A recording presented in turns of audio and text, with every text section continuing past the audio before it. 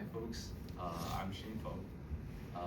Maybe someone might be hard to pronounce my first name. Yeah, you can just find it in the Tesco,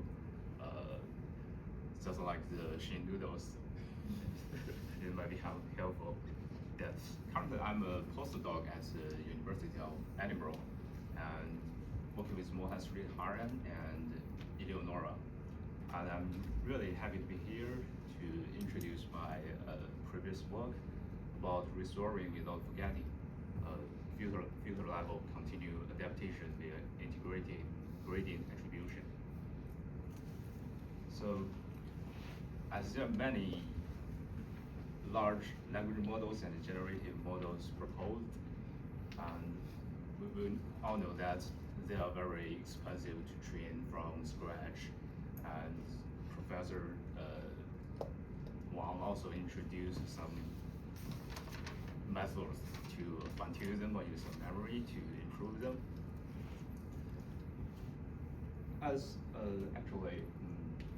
We hope to use a continual learning method to train these large models like this, just so task one sequentially learn more and more, and finally becomes a terminator. But the fact is that the biggest challenge stands is that it's a catastrophic forgetting. It will make the performance significantly drops. So it also happens in the field of continuous image restoration. In this setting, we train a restoration model like the task one. We hope it can, we train it to blur the blurry images, and it learns. And next, we train it on the dehazing data set without the first task data set. And finally, hopefully to sequentially becomes to learn more and more tasks. This is the setting. But in my experiment, I think it's more challenging in this image-to-image generation task, image restoration, continuous image restoration, because different from the image classification problem, we not only require a high performance of the quantitative results, but also a great visual perception, just like the images I showed. Just like bounding box shows, after a sequential training on 4 tasks, from derailing, dehazing, desnoying, and low-lying enhancement. After the training, after the SFT training, we can find that the catastrophic forgetting is very extreme, and the previous knowledge is significantly forgotten.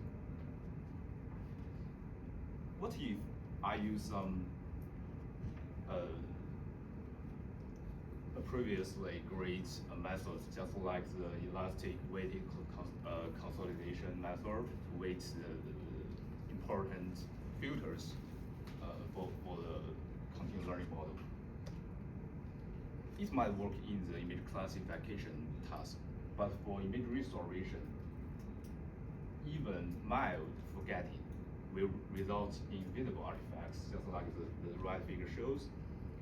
After the sequential training for the first 2 tasks, denoising and derailing tasks, it will lose the capability of image denoising and derailing, and leave visible artifacts, just like the noise and rain stress on the output. So in my previous experiments, I found that if I mask only about 1% task-specific filters, will destroy the restoration results. Just like the figures I showed. For example, the left figure. For example, for the left figure, if I mask 1% task-specific filters for a trained image denoising model, it will lose the capability possibility of image denoising, and we'll lose visible noise artifacts on the output image. So this shows that for the image restoration task, only few filters enables the restoration process, and other filters mainly contribute to the content construction or other stuff. But how do we find the task-specific filters? Before that, I will introduce some preliminary knowledge. The integrated gradient is proposed in the SML 2017. And the idea is simple. It is built to explain classifiers at the pixel level, and it interpolates from a baseline input, just like a book-like image, and to the target image you want to classify knows which label it is, and it adds up the gradients along the path, and will get an importance score for every pixel. So the classifier will be explainable. Just like the figure shows, it will show which pixels contributes more for the final label. Based on this, we transfer this scheme from the pixel space to the parameter space, and just like the last slide I showed, it will choose which pixels are more important. But in this work, I hope to find which filters are most important for this for each restoration task. So the baseline image was changed to a baseline model. It's just learned how to reconstruct itself, and the target model is a learned restoration model. It can restore some complex degradations. So here is the main framework of my proposed restoring without getting. It mainly consists of two parts. The first part is filter localization, is to localize the important filters of the restoration model for the new task. And then the next stage is filter learning, after localize the most important filters, and we will train the localized ones for the new task. And in the first stage, filter localization, it mainly includes two parts. The first part is integrated gradient attribution. It will accumulate the integrated gradients as a score to show which filters are more important. And we deployed in a coarse to fine manner. First, we just find which convolutional layers are more important, and select the top about 5%, and we will accumulate the filters integrated gradients to score the filter level.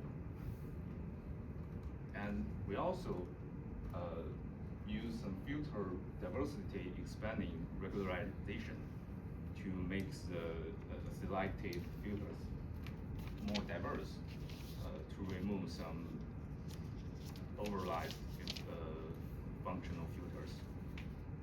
And in the second stage, after we selected the important filter for the target